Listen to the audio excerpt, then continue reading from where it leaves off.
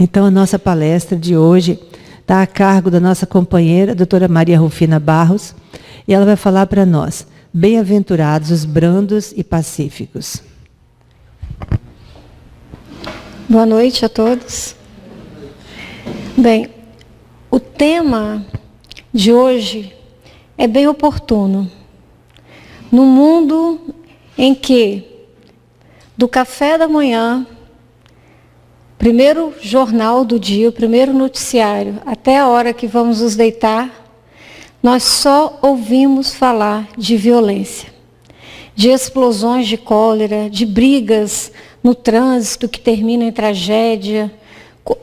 Parece que a humanidade enlouqueceu, perdeu todo e qualquer sentimento de mansietude, de brandura. E é interessante que a gente percebe isso até no ambiente profissional. Dias atrás, eu comentei, eu tenho uma secretária que trabalha comigo a vida toda, desde que eu me formei. Falei, olha, é minha impressão, ou as pessoas estão mais agressivas. Às vezes você está lá, o mínimo que você pode fazer, se você não pode mudar o curso da patologia, o curso da doença, mas você pode oferecer um abraço, uma palavra amiga, meiga. Mas a gente observa que todos estão muito encolerizados, muito raivosos, com tudo. Você não precisa fazer nada, nem sequer abrir a boca. As pessoas já estão nessa vibração. É muito oportuno que nós reflitamos sobre essa questão e sobre o nosso comportamento, sobre o nosso sentimento. Hoje nós vamos falar do capítulo 9. Bem-aventurados brandos e pacíficos. Está lá dentro do Sermão do Monte, no Evangelho de São Mateus. Então vai nortear a nossa reflexão da noite. Bem-aventurados brandos, porque eles possuirão a terra. Capítulo 5, versículo 4. Interessante que não são versículos que mantêm continuidade. Depois, bem-aventurados pacíficos, porque serão chamados filhos de Deus. Também no Evangelho de Mateus, capítulo 5, versículo 9. E aí, outra fala, no início desse capítulo do Evangelho, segundo o Espiritismo, para nortear a nossa reflexão. Ouvistes que foi dito aos antigos, não matarás, e quem matar será réu no juízo. Pois eu vos digo que todo que se irar contra o seu irmão será réu no juízo. E o que disser a seu irmão, raca, será réu no conselho. E o que disser, és louco, merecerá a condenação do fogo do inferno. Também em Mateus capítulo 5, versículo 21 a 22. Poxa, mas por que Jesus teve uma fala assim tão dura, né? Que a gente não pode ficar com raiva? Essa palavra raca entre os hebreus era homem que não vale nada. Quando se falava essa palavra, virava o rosto e cuspia no chão. Um ato de absoluto desprezo. Jesus condena o ato de matar, mas ele condena também a cólera, o tratamento descortês com o seu irmão. Tanto aquele que vai tirar a vida, quanto o outro que tem os seus acessos de ira e de cólera, terão que se explicar, que se justificar. Por que isso? Vamos ver. Toda violência, qualquer que seja, física, verbal, é reprovável. Desde atos extremos, como os assassinatos, até atitudes de rispidez e de cólera. Isso faz parte da nossa natureza animal, comportamentos primitivos, instintivos, que nós temos que domar, que nós temos que deixar para trás. A nossa era de viver nas cavernas com a clava e tudo resolver na pancada já passou. Já saímos desse período. Às vezes, nós achamos que não. Parece que tem tanta violência que é difícil acreditar que a Terra está evoluindo, né, para uma situação melhor. Mas se a gente abrir qualquer livro de história geral, nós vamos ver que até 2 séculos atrás, a nossa história era muito diferente. Longe de estar bem nos dias de hoje. Nós vivemos momentos de absoluto conflito e convulsão social. Uma crise de valores tremenda. Uma crise moral sem precedentes. Mas já avançamos. Hoje, vocês estão vendo aí na Copa do Mundo, as pessoas vão aos estádios para assistir competições entre nações, disputando lá o futebol. Todo mundo tentando manter relações amigáveis. Outrora, nós nos reuníamos em espetáculos circenses para aplaudir os leões devorarem os nossos irmãos cristãos. Está muito ruim ainda, mas já melhorou bastante. Isso a gente tem que admitir. Milagres não acontecem. Transformação repentina não acontece. Principalmente a transformação de cunho moral. Essa questão que é eu combatendo a mim mesma. Eu domando o meu próprio eu. Essa é a mais difícil de todas. A humanidade progride sim, pouco a pouco, pelo desenvolvimento da inteligência, o desenvolvimento intelectual. E acaba levando junto o desenvolvimento do senso moral. E aí, abrandando os costumes. Lógico que a asa da intelectualidade a gente consegue atingir mais facilmente. Mas uma vez que nós vamos avançando no intelectual, a gente começa a questionar.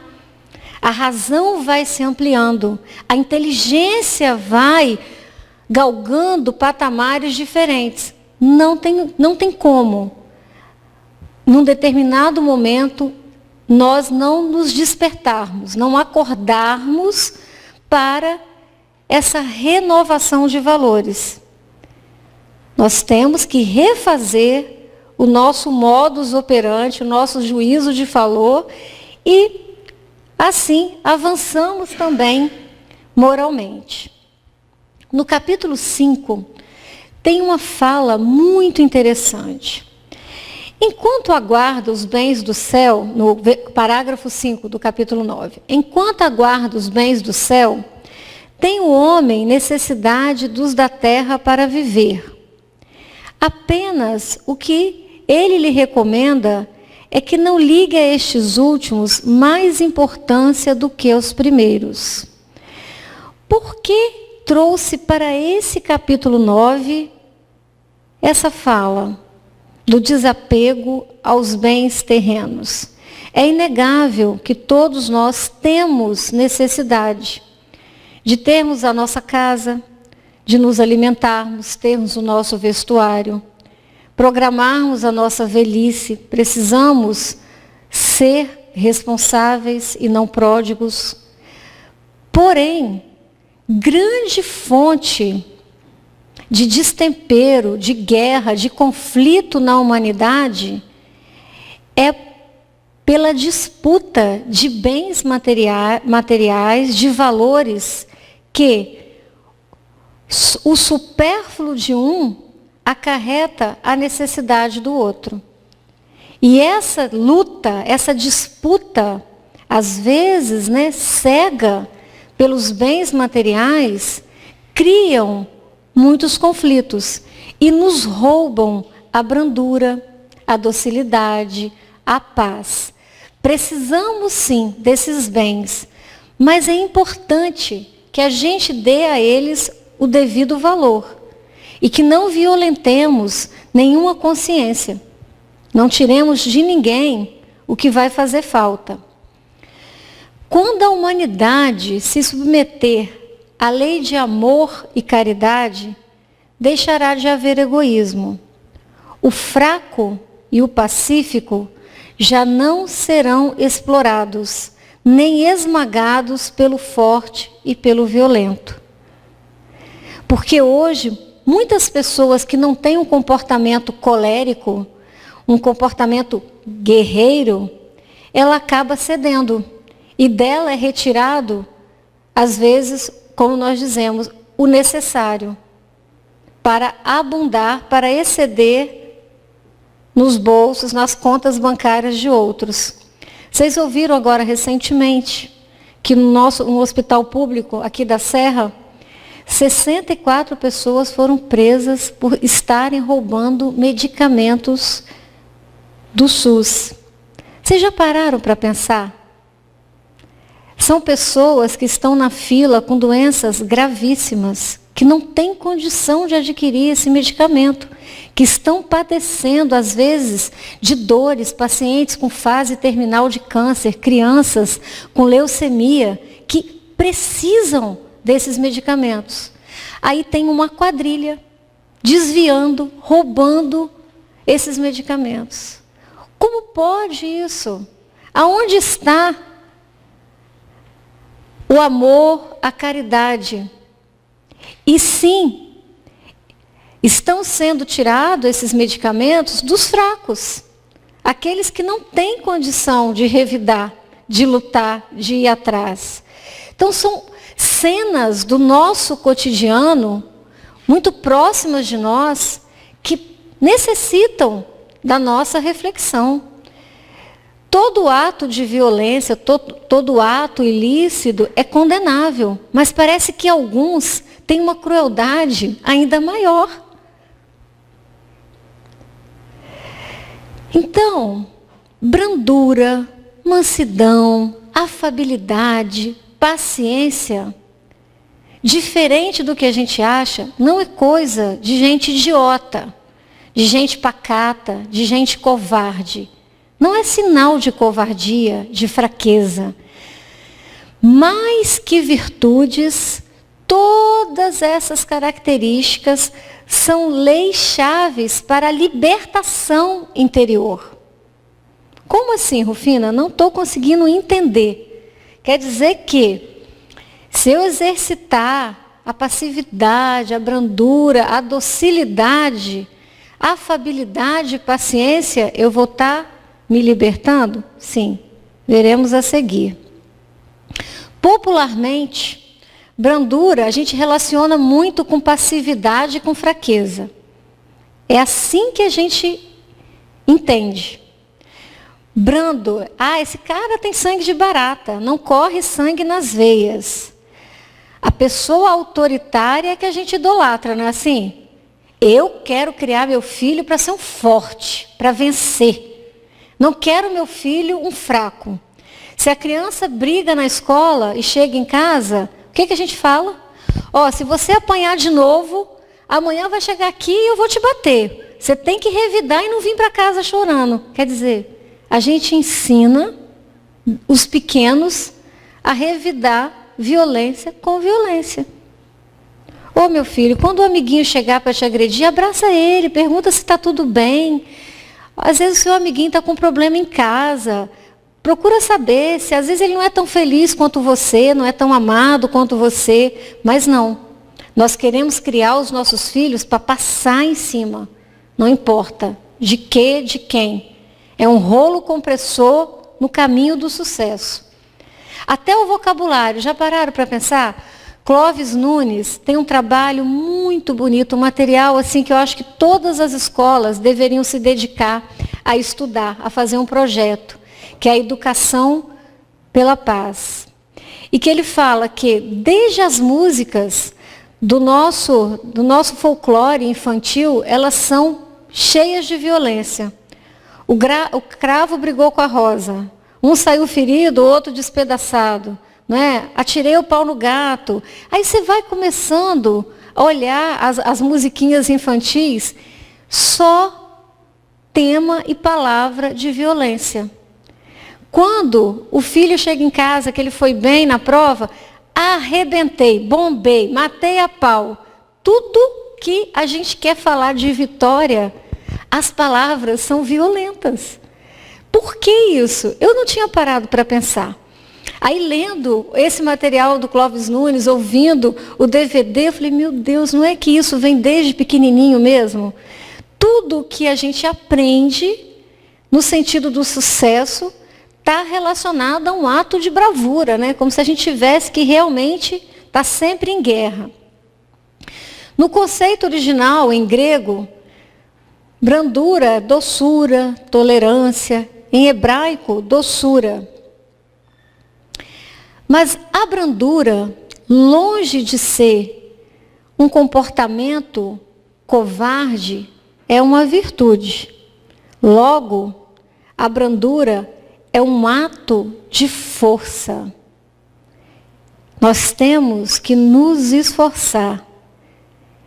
E exige muita força frear a minha língua, domar o meu pensamento, segurar a minha mão. Fácil é abrir a matraca, falar sem pensar. Nós somos senhores dos nossos pensamentos, mas todos somos escravos das nossas palavras. Uma vez dito, não tem como voltar atrás. Brandura é força. Para eu domar o meu instinto, o meu mau gênio, o meu comportamento instintivo, eu tenho que ser forte. A doçura é a força. É o domínio de tudo o que é irascível dentro de si mesmo.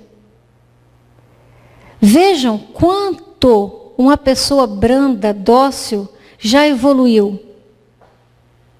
Ela já conquistou um patamar de conduta, um modus operandi, uma espontaneidade no agir, de domar a emoção, de controlar as palavras, que nós devemos admirar. Não é fácil ser assim. Por isso, temos que mudar o nosso conceito, que alguém calmo, dócil, é um sangue de barata. Ele é muito mais forte do que nós, que nos deixamos encolerizar facilmente. Para Jesus, homem forte, o que seria o homem forte na visão de Jesus? É aquele que tem uma postura de profundo respeito ao outro. Não importa. Ele pode ser fariseu, samaritano, cobrador de imposto, não tem problema. Eu respeito o outro, independente da vida que ele leva, da religião que ele professa, eu respeito. Tem controle sobre os próprios pensamentos e impulsos. Precisamos ter essa força da brandura, essa força da doçura, esse comportamento pacífico para frear, domar os nossos comportamentos impulsivos. E forte também é aquele que consegue perdoar. Para Jesus, forte é aquele que se defende sem vingança, sem revidar, sem ficar remoendo uma forma, não, agora eu não vou fazer nada.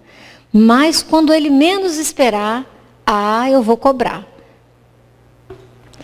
Não responde o mal com o mal. Triunfa do mal com o bem. Se a vida te dá um limão, faça uma limonada.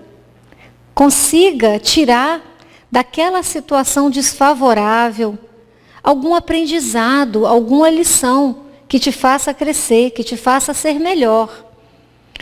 Fraco, para Jesus, é aquele que perde o domínio sobre si mesmo por pouca coisa.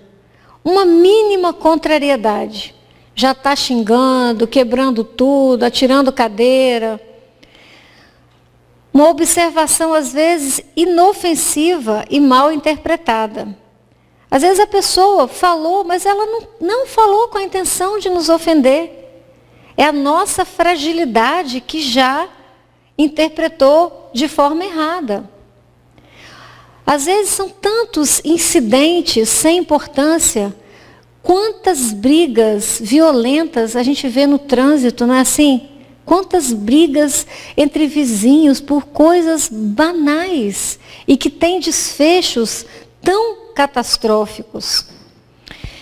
Brandura e mansidão são comportamento não violento. É o oposto da violência. Felizes os brandos, porque sabem dominar-se. E o domínio de si próprios lhes valerá o domínio do mundo. Eles herdarão a terra. Porque assim que a terra passar por esse período de regeneração, deixar de ser um mundo de expiação e provas, os que ainda andam com a clave mental do homem das cavernas vão ter que fazer o caminho de volta. Vão ter que voltar para o mundo primitivo. Eles não terão o direito de herdar a terra, de aqui habitar, de aqui reencarnar. Por isso é que os mansos herdarão a terra. Os que conseguiram evoluir ao ponto de domar o seu mau comportamento, o seu mau gênio, os seus instintos primitivos. Muitos espíritos contemplam de perto o cristianismo e convivem com ele, sem suspeitarem de que é uma escola de energia. A mansidão e a humildade, que são inseparáveis, não tem como uma pessoa ser mansa e ser aquela pessoa exibida. O manso, geralmente, ele é discreto, é humilde, está junto, são inseparáveis. Ambas constituem a força de caráter e do domínio do próprio eu. É dominar o eu. Não é fácil. Gostei muito dessa interpretação, porque nós temos que tirar esse clichê mental, esse paradigma que uma pessoa branda é covarde, é fraca. Não é. Pelo contrário.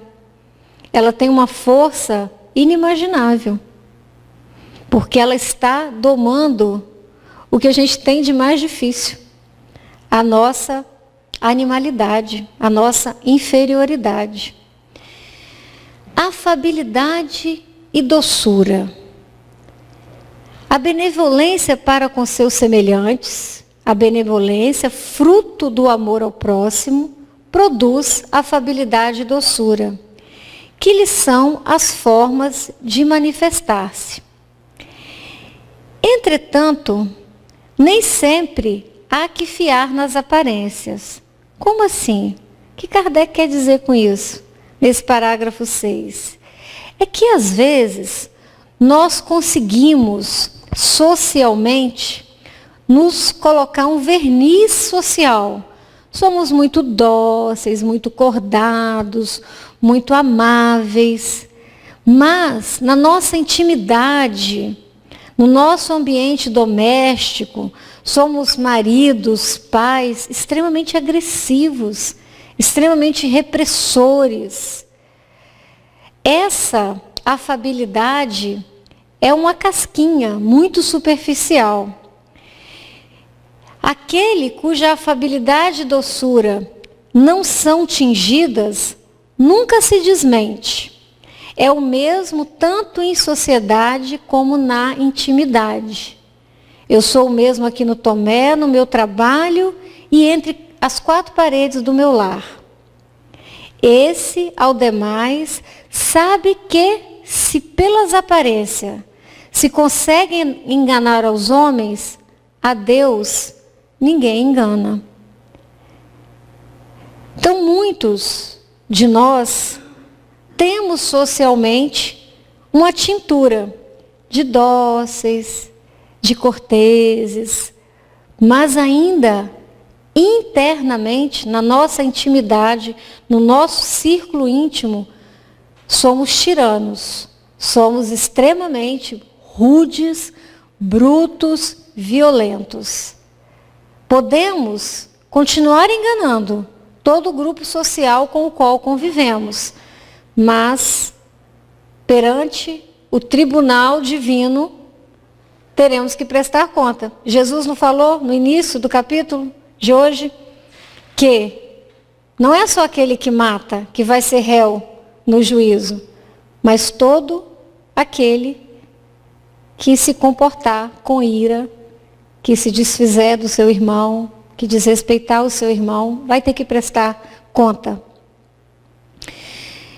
Então nós temos que aprender, buscar o autocontrole. Não é fácil.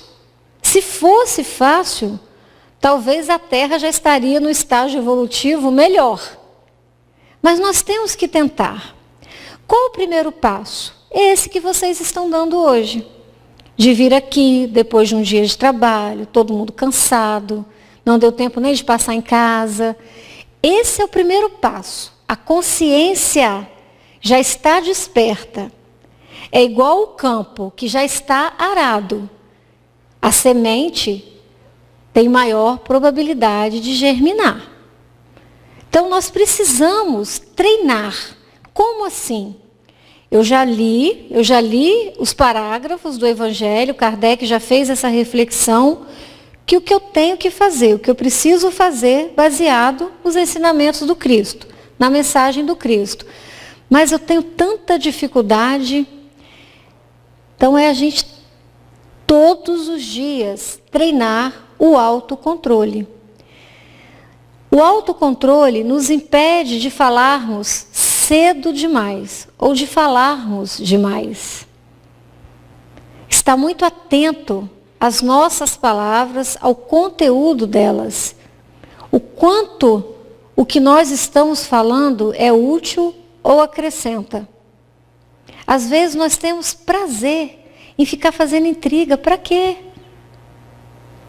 Você está ali no meio de uma contenda. Se você pode ajudar, ajude. Se não tem nada que você vá falar para apaziguar, cale-se. O autocontrole nos impede de pronunciar a palavra que fere o adversário em seu ponto fraco. É como diz o ditado popular, para que chutar cachorro morto? Mas às vezes a gente cresce na situação, se acha, eu estou no meu direito. Aí o outro já está lá humilhado, que já reconheceu o erro, mas a gente ainda quer espizinhar. Cadê a nossa indulgência? Cadê o nosso comportamento indulgente para com o nosso irmão? Para que ferir naquele ponto que já está crítico? O autocontrole nos impede de pronunciar a palavra que nunca mais vai ser esquecida. Falou, acabou, já era. É igual subir no campanário da igreja e soltar plumas. Diz que uma vez tinha um rapaz que gostava muito de uma moça. E ele queria casar com ela, namorar. E aí ele foi, fez o pedido de namoro. Ela falou, olha, eu não vou namorar com você porque eu já sou apaixonada por fulano, já me comprometi com ele. Ele saiu dali muito enraivecido. E começou pela cidade a contar histórias falsas da moça, a difamá-la, a espalhar injúrias, calúnias. E em pouquíssimo tempo, ele plantou um monte de mentiras. E a cidade toda começou a repetir aquelas calúnias. Essa moça caiu em depressão profunda, adoeceu. E ele, se sentindo muito culpado, procurou o padre para se confessar. E falou, padre, isso tudo que está acontecendo é minha culpa. Fui eu que espalhei Isso tudo é mentira. E agora, o que é que eu faço? Qual a minha penitência? Aí o padre disse, pegue um travesseiro cheio de penas, de plumas, e suba no campanário da igreja.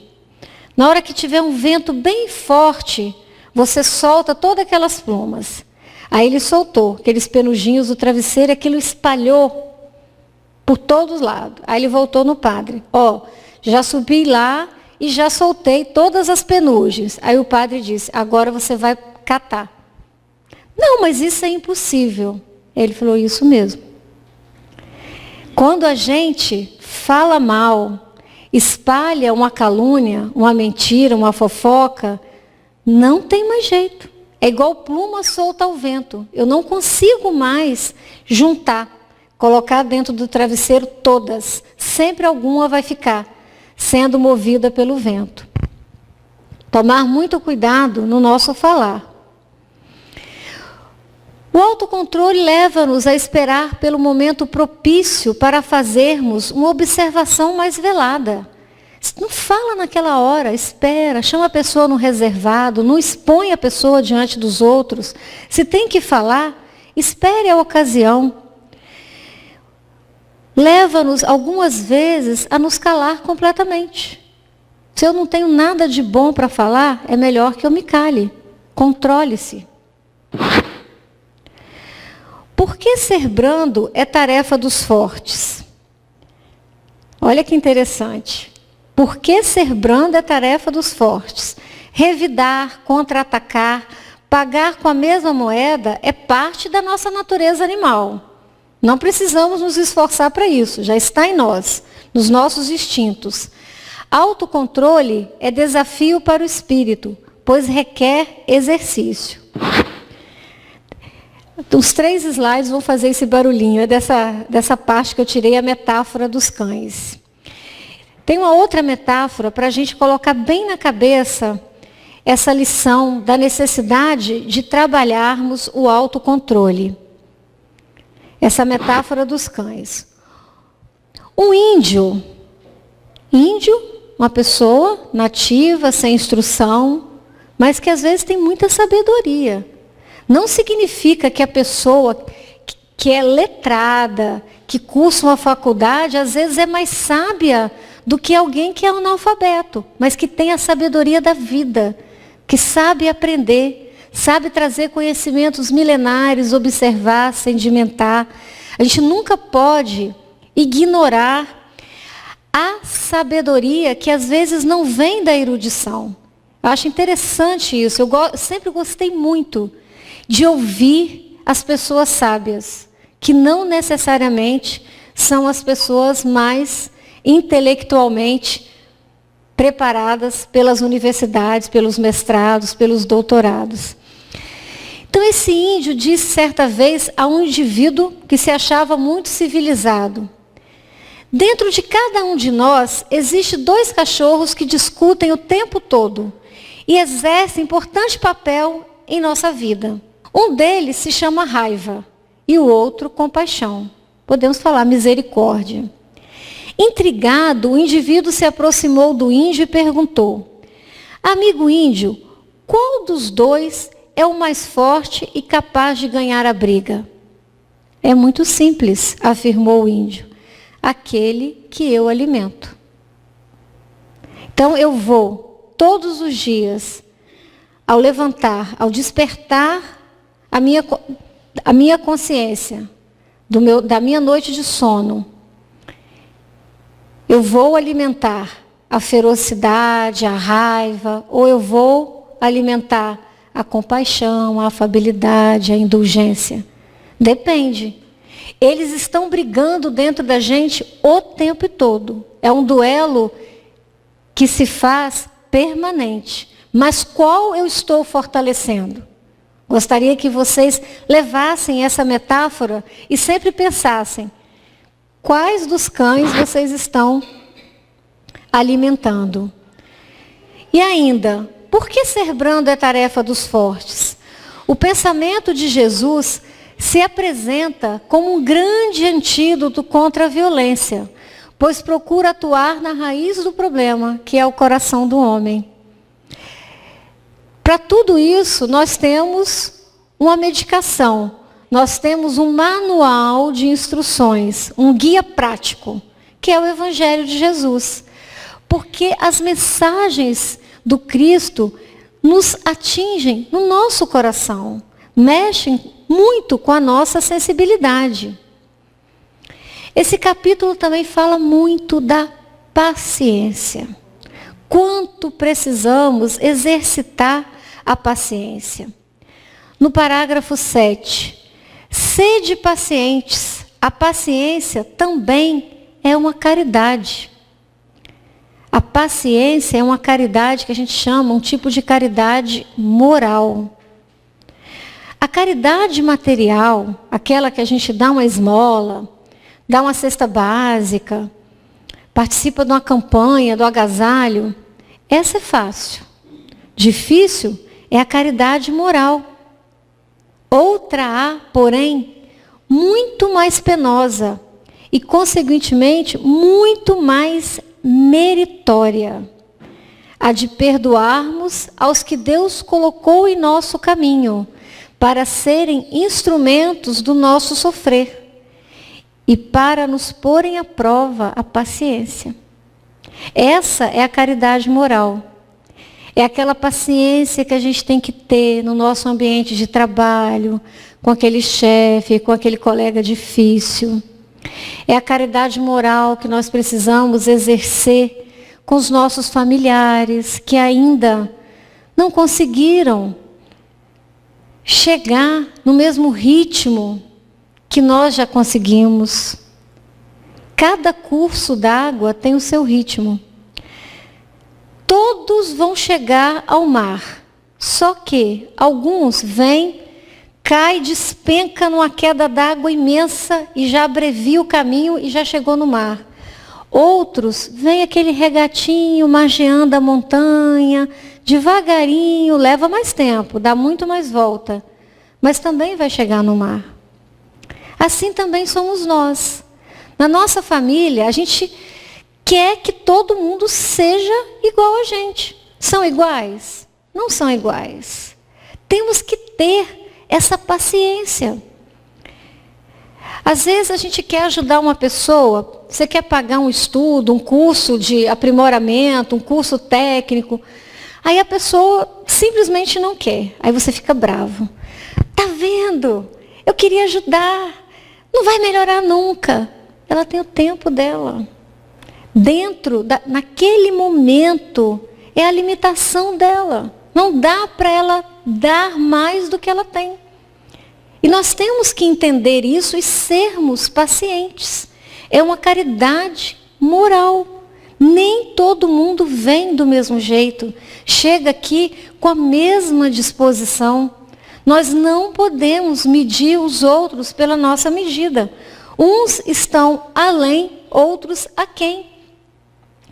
Precisamos exercer a caridade moral da paciência para esses que Jesus colocou bem próximo de nós, para nos testar. Obediência e resignação. A obediência é o consentimento da razão. Eu já entendi que eu tenho que obedecer, não adianta eu me rebelar, o mundo está ruim, mas eu tenho que fazer a minha parte. Eu tenho que continuar trabalhando, cumprindo meus horários, educando meus filhos para serem pessoas de bem, mesmo num país de caos, no qual todos nós vivemos. Não tem jeito. A resignação é o consentimento do coração. Eu sei que tem que ser assim, mas eu tenho que aceitar que é assim. Porque senão a minha razão e a minha emoção vão ficar em descompasso, uma brigando com a outra. E isso vai me gerar um conflito. Eu preciso entender, preciso raciocinar e preciso aceitar, preciso sentir e entender que é assim. Tem momentos, tem situações difíceis. que Lázaro, essa mensagem é de Lázaro, o que Lázaro quis dizer? A obediência é o consentimento da razão. É o cumprimento da lei de Deus. Eu posso não compreender completamente, eu posso não aceitar, posso não concordar. Mas é uma lei divina, imutável, eterna. Não adianta. Quanto mais eu espernear e entrar em choque com essa lei, mais eu vou sofrer. É dar cabeçada numa parede de concreto. Mas, pelo estudo do Evangelho e pela prática do mesmo, nós vamos ficando mais obedientes ao Pai, mais brandos, mais felizes. É o que eu digo, tudo começa pela disciplina. Tudo começa pela disciplina. Por isso é tão importante, numa criança pequena, você inserir comportamentos, até certo ponto, obrigatórios. Porque depois que ela se disciplinar, isso já vai incorporar na rotina dela e ela vai seguir sem sofrer. A hora de estudar é a hora de desligar o desenho, o videogame e estudar. Se ela adquirir esse hábito em tenra idade, quando ele for adolescente, estiver no vestibular, você não vai ter que quebrar a casa toda para fazer o garoto estudar. Tudo a gente começa com disciplina. Hoje, vocês estarem aqui é um ato de disciplina. É assim que nós começamos. Daqui a pouco, todos nós seremos mais brandos, mais felizes, sem demandarmos muitos esforços. Mas temos que começar. O que é resignação? São os bons sentimentos que alimentamos em nosso coração. Eu tenho que aceitar. Eu queria ter nascido na Inglaterra, nos Estados Unidos, ou sei lá, em qual outro país, no Canadá. Mas eu nasci no Brasil. Não tem jeito. Então, eu sou brasileira. Eu quero, de alguma forma, dar a minha contribuição às gerações futuras. Eu quero acreditar que, por mais difícil que pareça o nosso momento, a geração que me seguir, eticamente, moralmente, vai ser melhor do que a minha. É compreender a necessidade de não nos revoltarmos, de sermos bons, não porque somos trouxas, é porque é o correto, a fim de sermos felizes. Diz que toda época da humanidade tem um vício e uma virtude que marca a época, marca a geração. A virtude da nossa geração é a atividade intelectual. Seu vício é a indiferença moral. Olha bem o que os Espíritos disseram para a gente. A nossa virtude da nossa geração é o nosso adiantamento intelectual. Fomos à Lua, descobrimos as bactérias, os antibióticos, fazemos transplante de coração, já estamos na célula-tronco, dominamos as ciências. Mas qual é o nosso maior vício? A indiferença moral. Então essa é a marca da nossa época, né? O bebezinho não tem nem um ano, ele já abre o celular, já consegue abrir o YouTube e puxar lá o desenho que ele já reconhece, com menos de um ano de idade. É uma coisa incrível. Então essa é a virtude. Realmente é um cérebro altamente estimulado. As sinapses cerebrais desses meninos serão infinitamente melhores que as nossas. Muito mais estímulo, muito mais conhecimento, muito mais rapidez no processamento da informação. Agora, a marca também da nossa época, né, o vício é a nossa indiferença moral.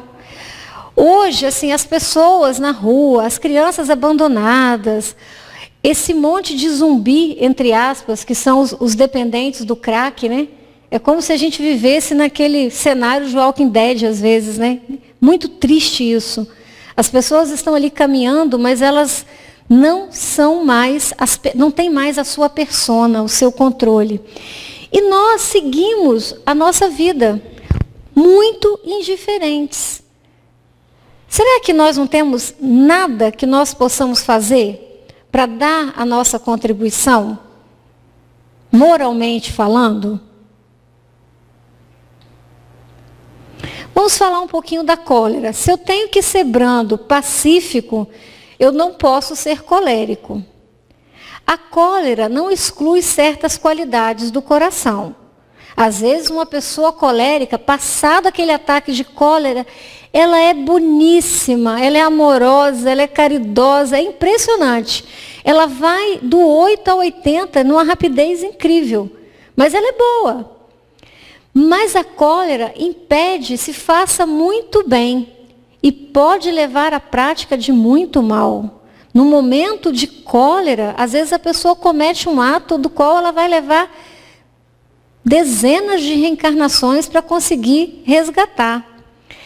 Isto deve bastar para induzir o homem a esforçar pela dominar.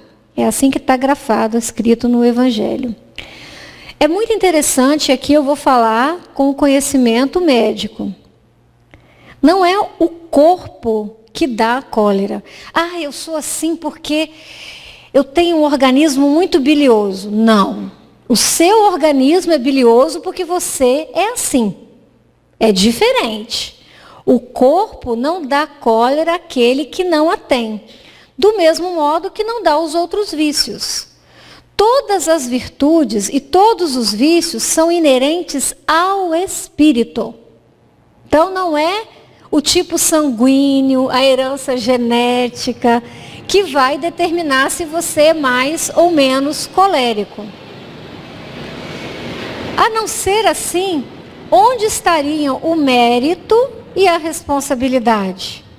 Pois, se eu nasci colérico e isso independe de mim, então eu sou uma vítima do meu próprio estado, do organismo que eu recebi. Não.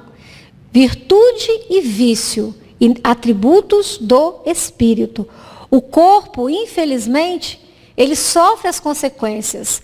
Assim como o cérebro, o sistema nervoso, adoece pelo sentimento do remorso, da culpa, o coração pelo ódio, pelo rancor, o sistema digestivo adoece pela cólera. Praticamente todas as doenças do sistema digestivo, de fundo, imunológico, emocional, estão extremamente relacionadas às emoções. Então você adquire gastrite nervosa, úlcera nervosa, dispepsia, síndrome do colo irritável, tudo pela agitação, pela raiva, pela cólera. Precisamos dominar isso. Então, chegando agora, na mensagem final que eu trouxe para vocês, que é um questionamento com o qual eu gostaria de me despedir. Uma mensagem para vocês levarem para casa e refletirem ao longo dessa semana.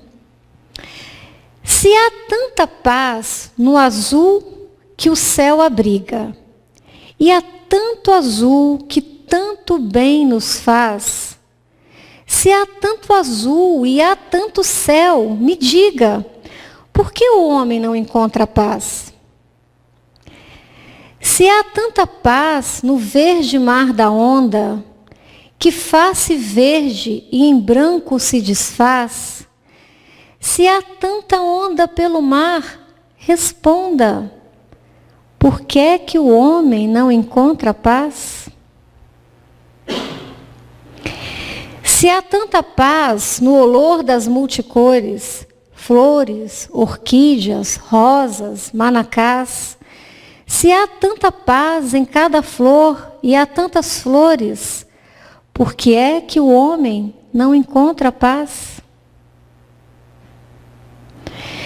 Se há tanta paz nos corações com fé, que atrai o bem e afasta as coisas más, então oremos juntos, não precisa ser de pé, para que o homem encontre um dia a paz.